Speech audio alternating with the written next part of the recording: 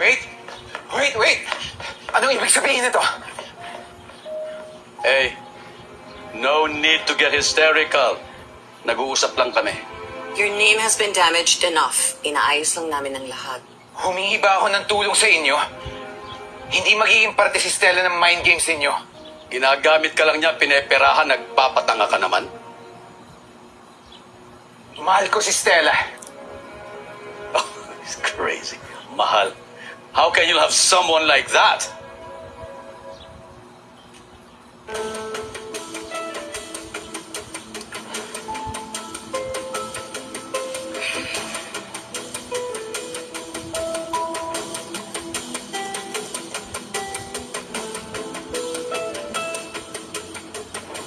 Stop this indecency. This is highly inappropriate. Inappropriate? Alam pala ng pamilya niyang yung salitang yan? Eh anong tawag sa ginagawa niyo kay Stella ngayon?